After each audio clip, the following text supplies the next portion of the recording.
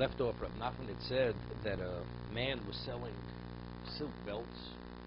A woman was selling silk belts, and a man comes in, seizes one of the belts, which is he stole it from her. So she said to him, he said to her, if I give it to you, would you be agreeable to marry me? She asked for it back. How do you have a right to steal the belt? He says, if I give it back to you, will you marry me? And she takes it back and she remains silent. Rabbi Nachman says, it's not marriage whatsoever. So the Gemara, Rava asked the Rabbi Nachman from a Brisa, Tosefta, which says that if a man steals something on various levels, and he says to the woman, Harei Mukudeshesli, with her item that originally was stolen from her, it says Mukudeshes. So how do we reconcile the Tosefta where Rabbi Nachman said? So in that the Gemara says B'deshorach. But there they were previously engaged to be married. So because there was that relationship, and she has an interest in marrying him, so therefore she's willing to waive the obligation of Hashavas Aveda. But if a stranger comes and steals something, and now he puts this ultimatum to her, you want it back, you'll marry me, they have no previous relationship. Therefore, in that case, Ein Mukudeshes. She's definitely not married. That's Rav Nachman. That's Rav Nachman's case. But the Brisa that we've cited that she is married is B'deshorach. They were previously engaged. Therefore, in that case, the silence is an indication that she's willing to waive the obligation of returning the stolen object. Therefore, she's accepting it in marriage. So she waived it. So the object now belongs to the thief, which is the choson, the fiancé. So when he gives it to her, he's giving her his object. That was Rav Nachman's answer to Rava. The object? No. If I steal something, God forbid, you steal something, and now the victim says to me, you don't have to return it. It becomes mine, right? So if we know, we based on our understanding of the relationship, although she would have not preferred, she would have preferred that he should not take something of hers, but if he did, and now he offers it in return as the marriage object, and they were previously engaged, and when she accepts it within the context that he gives her, she remains silent. He says, Harei Mukdeshesli, with the object that originally was yours. And she remained silent. So the Brisa says, since it's Shodich, since they were previously engaged, the silence is an indication that she waived the obligation of returning the object. Therefore, when he gives her the object, it's considered he's married with his object. That's Rav Nachman's answer.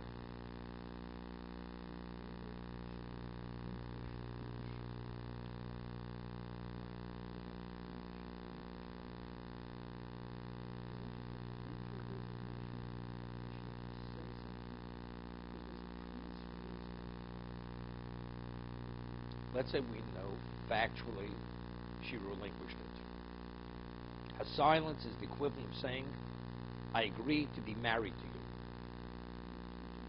No, but I'm asking you a question.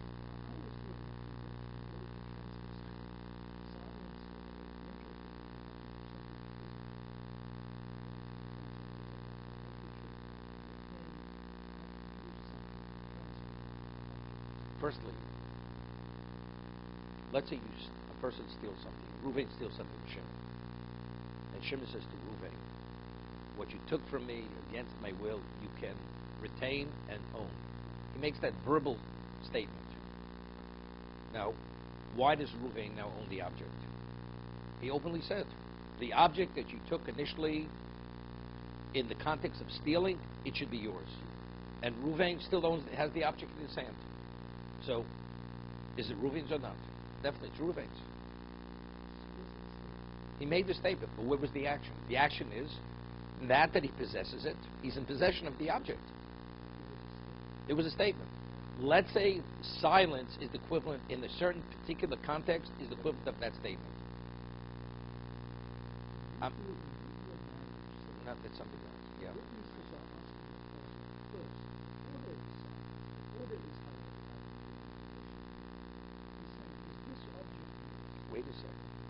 Wait a second. There, we're concerned it may belong to someone else. Let's say the woman, the Kala believes it's her husband, her prospective husband, but it belongs to his grandmother or belongs to a third party. She's unaware of that.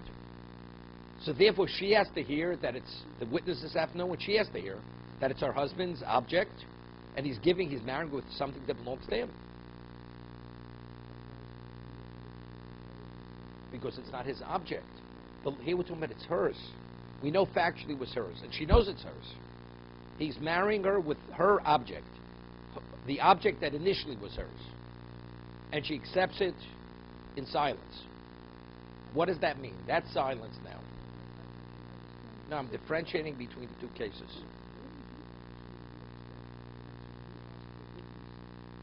I'm explaining to you why. We're not considered maybe her object. It may be a third party's object. According to this Gemara, we're not concerned that it may be hers. That she's accepting it in marriage, that's the equivalent of saying, it's okay. I consider it yours, and I'm accepting it in marriage. But what about it's not his, not because it was hers, it's a third party's. Right? So her accepting it means nothing. Because factually, if it's not his, it's not his. He's marrying with something that's not his, so she's not married. You understand what I'm saying? We're talking about two different cases. I can tell you a story. Once at a wedding, it was on Scarsdale. It was in New York, whatever it is. And the chosam and the rabbi who was there, evidently he wasn't really, this next Gemara coming up, that you shouldn't officiate unless you're really adept and fully familiar with all the laws. And he's marrying with this ring, and the rabbi didn't ask him, is it your ring? They didn't ask him that question. So, and this is before we went to the chuppah. So he didn't ask the question, and he says, it's my grandmother's ring, and it's an heirloom, and every grandchild who gets married uses this ring to marry.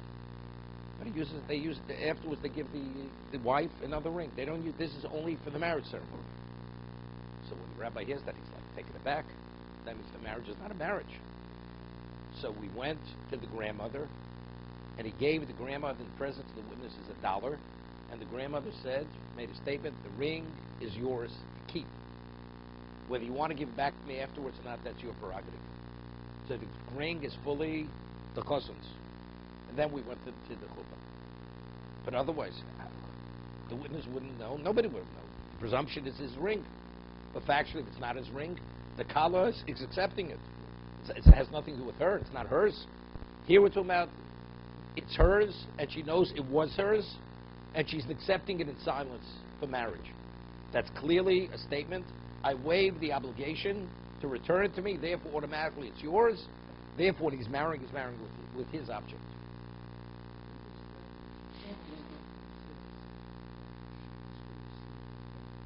It is value. It's value. It is value. The object, it's more than a pruta. It's more than a pruta. It's his object. The object was transferred. What a man's important is destitute. And he has nothing to marry her with. She says, take my object. And she transfers it to him, and now he marries her with that object. What did he give her? It was hers before. He gave her value. So it's the same thing.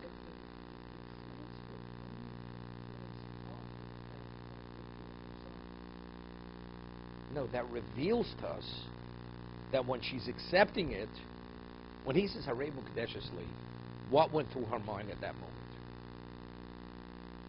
Before he gave it to her, he says, take this in marriage. That statement was said not afterwards.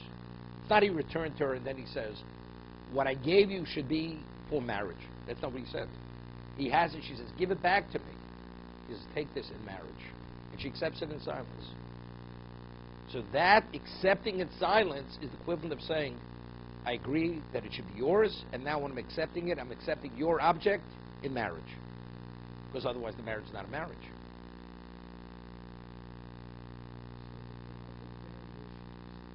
The value of the object.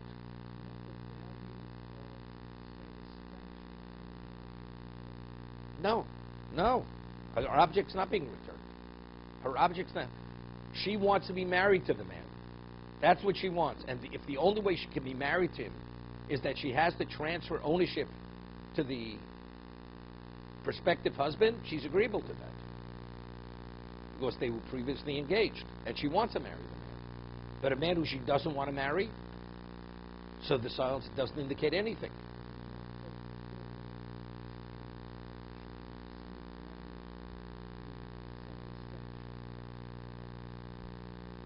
unrelated to this. That's unrelated. We're not saying if you give the chosen gives shovet fruit to the kala.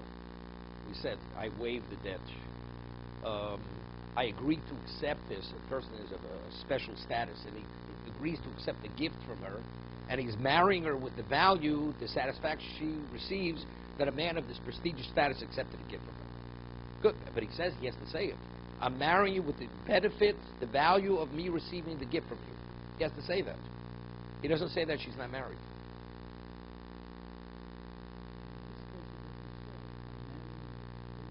No, he said, I'm marrying you with the belt, with the silk belt that I'm giving you at this moment. That's what he's saying.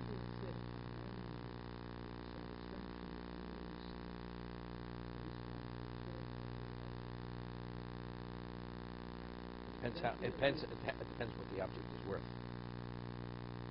It depends what the object is worth. Wait.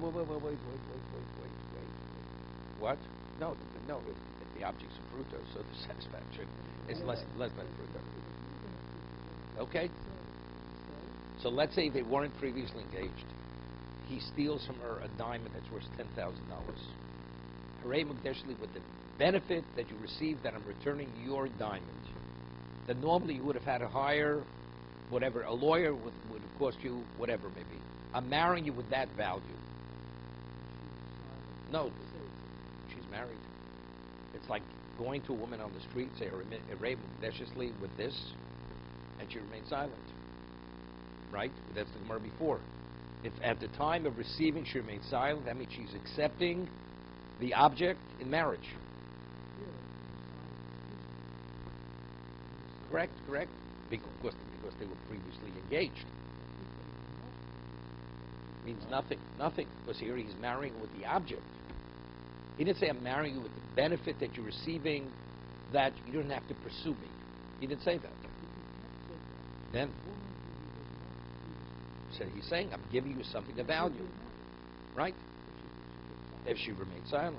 Because now he's giving her something which she didn't have before. It's more than just returning the object. He's quantifying what he's giving her, right? Which he did not have before. Same thing. I'm marrying you with Kaddish Ben Milvain Kadeshes. You owe me $1,000. He owes his prospective bride $1,000. Hooray Mukdeshes leave with $1,000. Did he give her $1,000? No. But if he says with the value of waiving the debt, which you would pay definitely $100 to have $1,000 debt waived, she's married. It's the same $1,000 that's being canceled. The question is, what is he marrying with her? The $1,000 or the value of what a woman would pay to have such a debt canceled? Over there, we're not saying because they were previously engaged. Of course, technically. No, because the question is, what does the silence indicate? Does she have to respond, or doesn't she have to respond?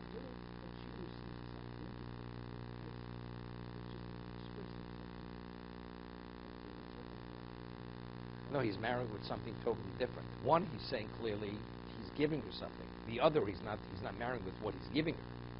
That's the difference.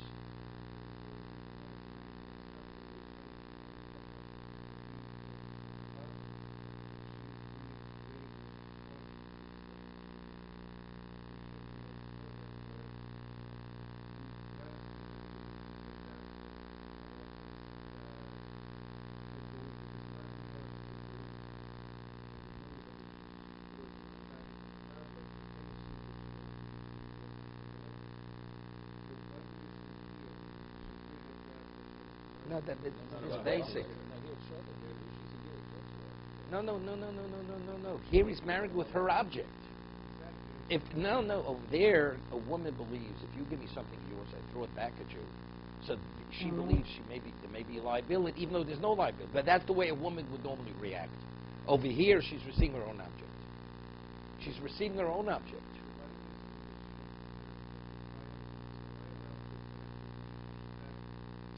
No.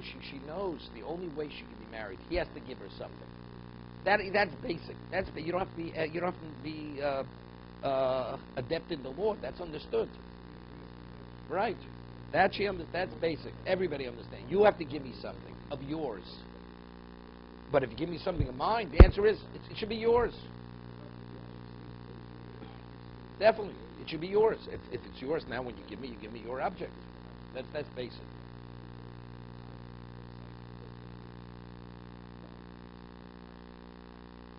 Right. Not fully used. No. She doesn't waive. If she doesn't waive, then what's it? Give you an example. The Gemara says in Bava Kama, it says, Ish ki yavishis beisho kodesh l'Hashem. Man who consecrates his house, that it should be consecrated l'Hashem. It's possible. So the Gemara says, Ma beisho shalo u'birshuso. Just as one's house is his and it's under his jurisdiction, when you consecrate something, it has to be yours and it has to be under your jurisdiction. So what does this come to exclude? A man had something stolen from him, and now, when it's in the possession of the thief, he wants to be magdish it. He wants to consecrate it. He can't. Because it may be his, but it's not in his possession, it's not under his jurisdiction. What about the thief? It may be under his jurisdiction, but it's not his. So you have to meet both criteria. Okay? So let's say he takes something from her where they're not previously engaged. He says, look, right now, you don't have full rights in your object. You're denied because I have it. I'm denying you certain rights in your object. I'm marrying you because I'm reinstating those rights, the value of reinstating the rights. Right? Right? So that's good. She would be married, and she remained silent. It's a reinstatement of rights. What is that worth? Okay, whatever it's worth a shava pruta. She's married. All right, same thing. It's not a kiddush, it's parshas, it's understood.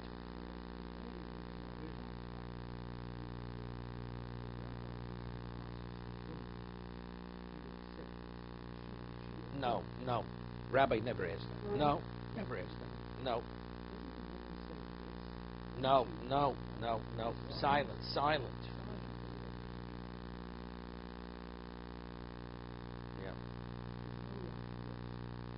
Yeah. No, yes.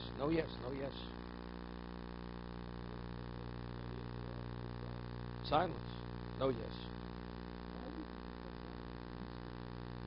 There's no reason. Shtika kodo. Silence is acceptance.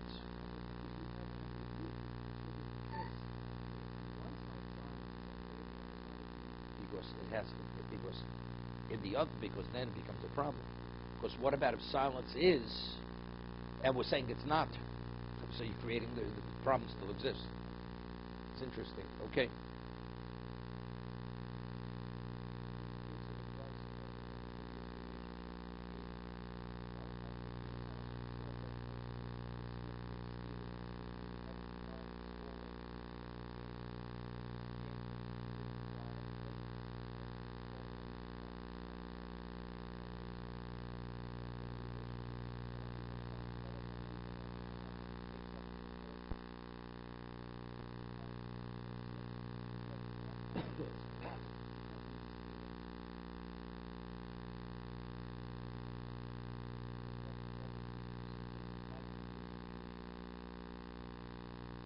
We don't say that. That would be considered Varm Shibboleth. What?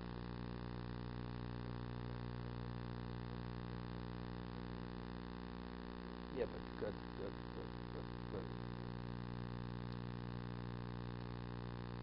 That's where there's a relationship. When there was a Tabla Mesa Tandu, a woman who's free to be married. What, she's going to marry a stranger on the street, not even know who the man is? Man says, I'm going to marry you. Right? So if she accepts it and remains silent, okay, she remains silent. Here, he's taking her object and giving it to her in marriage. Of course not. What, she's not going to marry anybody? Of course not. Right? So within context, why would a woman take even a penny? As long as you give money, I'm okay. Let's speak where she's agreeable to marry the man. But to say where there's no reason that she's agreeable, to say she is agreeable, that we don't say it to that degree.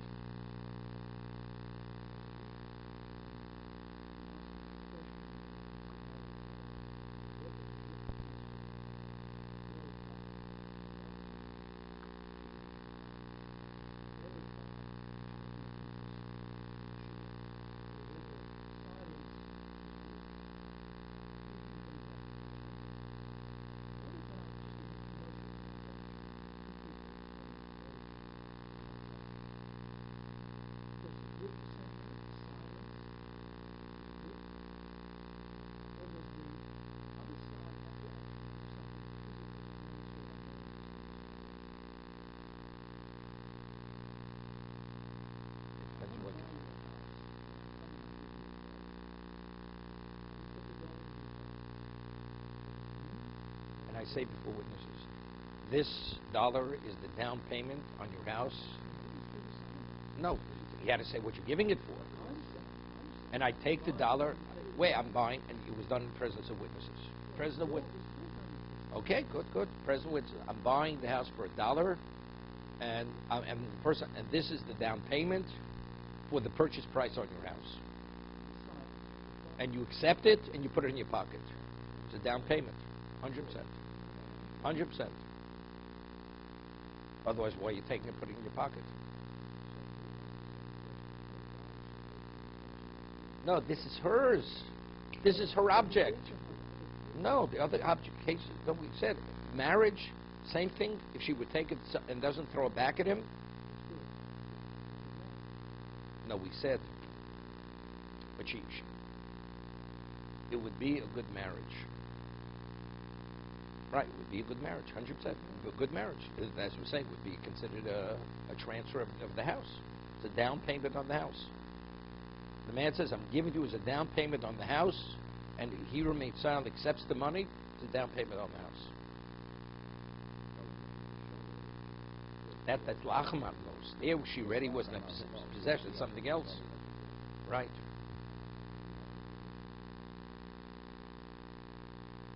Okay.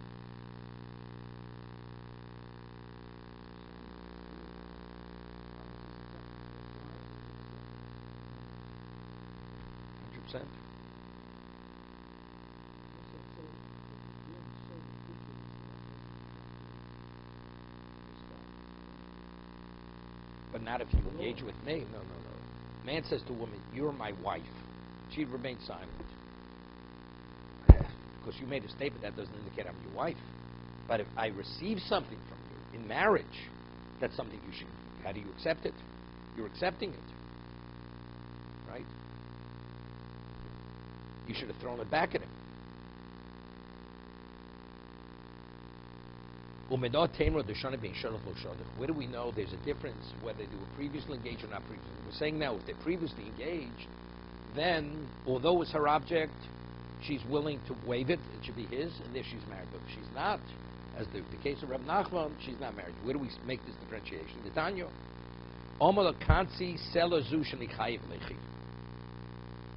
Take this coin, the seller, which I owe you. And then she says, I want you to marry me with it. I want to marry you with this coin that I owe you. We'll see. At the time that he gave her the money, he says, I'm marrying with this coin that I owe you. I owe you the coin, but instead of giving to you as repayment of the debt, I'm giving it to you in marriage. It says, Rotza b'kudeshes. At the time when she receives the money. Lo Rotza so, ein b'kudeshes. But if she doesn't want, she's not b'kudeshes. What about lachem atmos? He's we'll see. Gemara's going to ask that question. Is it silence? Gemara's going to discuss that in a moment.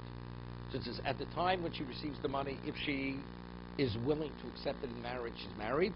If she's not married. We'll say, lachem atmos. After he gives her the money, he says, I'm paying you the coin as a debt. And then he says, oh, by the way, take it in marriage. Lachem afilu rotzaso, ein b'kudeshes. Even she's agreeable. Why? It's understood.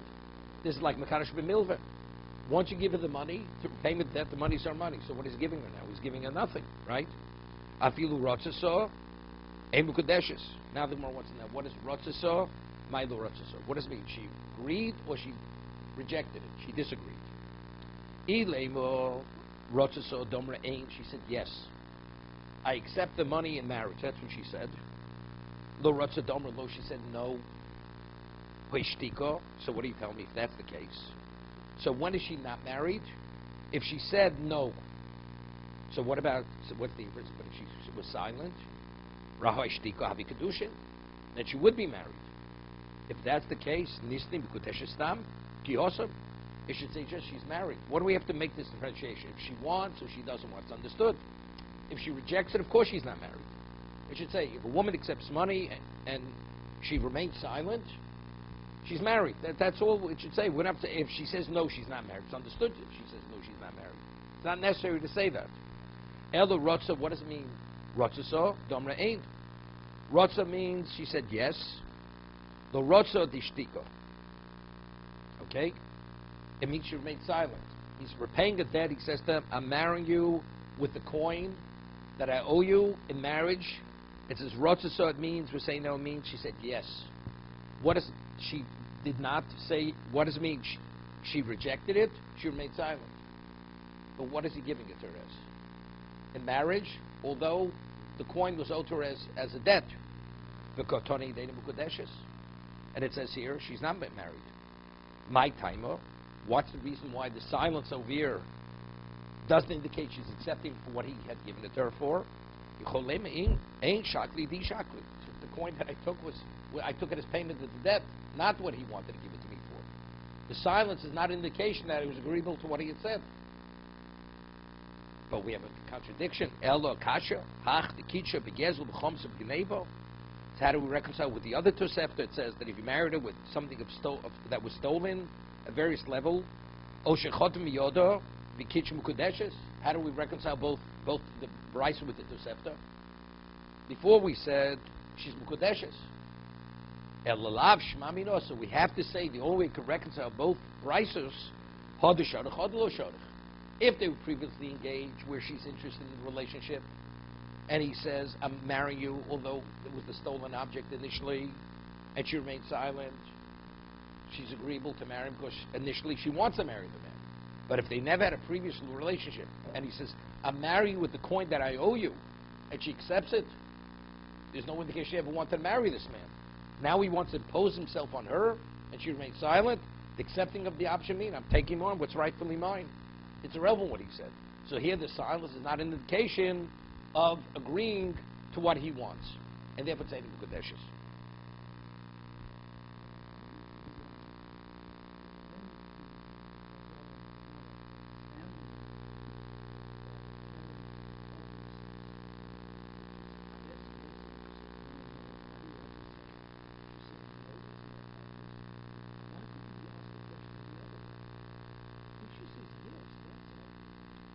No, but again, we should just say B'Kodeshes.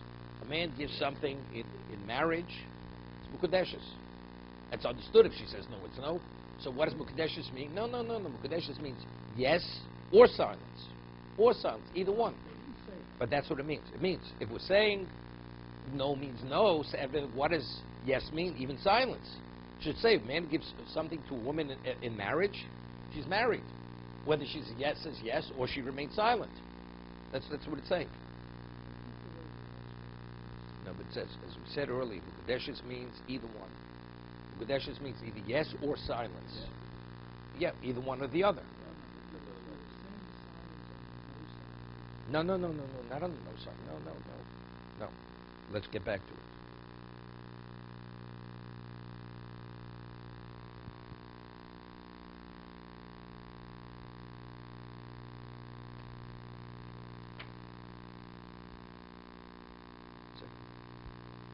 Elim rotza domra ein lo rotza domra lo.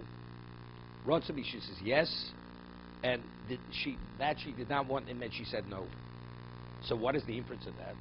So what is silence? Silence is the equivalent of yes. Ha'ishtika havi kiddushin. Right? That's how it reads.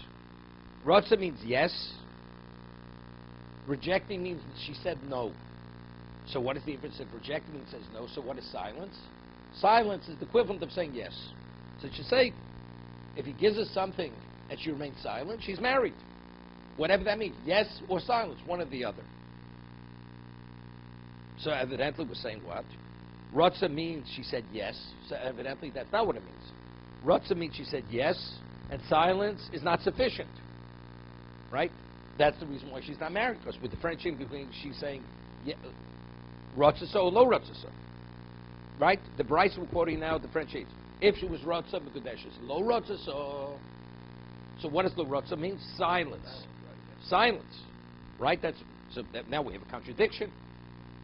We asked the contradiction of the Sefta. It says if he marries her with a stolen object, something he stole from her, and she remains silent, she's married. So how do we reconcile both Bryces? The answer is, if it's a Meshudeches, she's previously engaged, she's married with silence. If not, Since he's giving it to her something she could say, I took what's rightfully mine, therefore silence means nothing. Unless she says, yes. Right? Clear.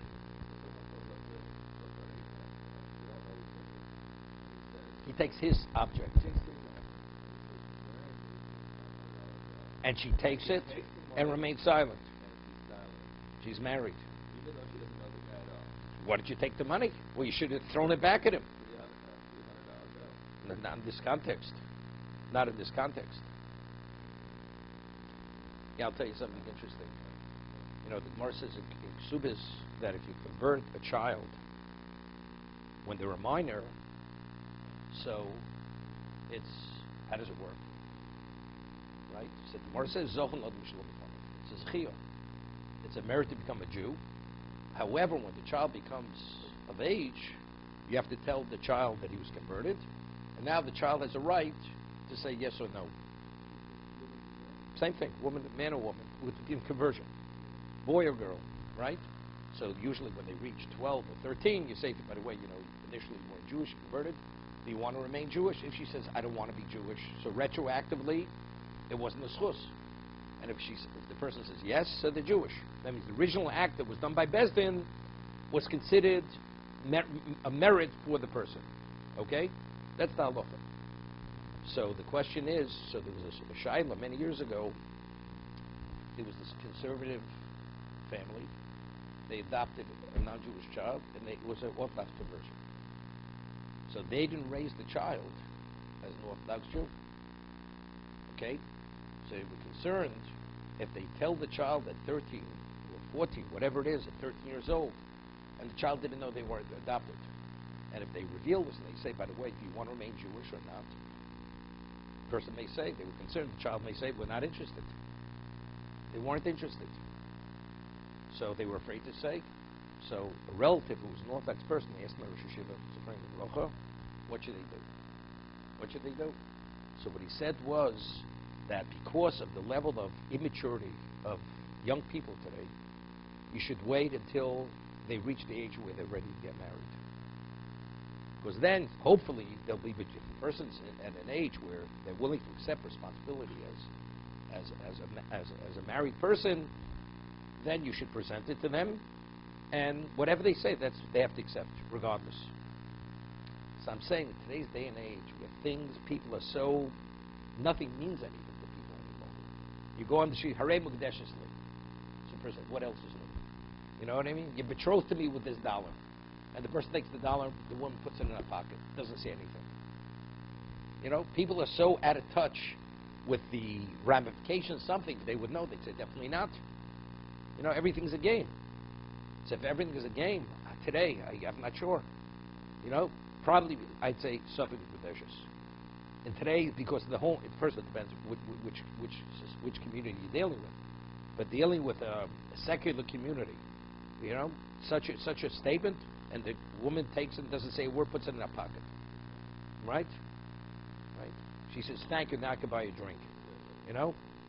So, if she would make that statement, I don't know what it would mean. Does it mean she's being serious? Is she accepting it? Not sure. So today, we're dealing with a totally different mindset of people.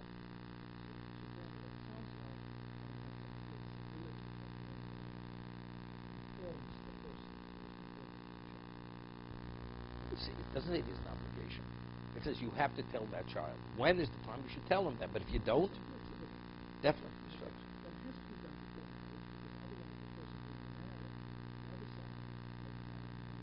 It may turn out to be a non-Jew, because when the person finds out retroactively, the person was never Jewish. So that's the latest. Right, 100%. You've got flexibility. Right. We have flexibility. Correct. Okay, we'll stop here.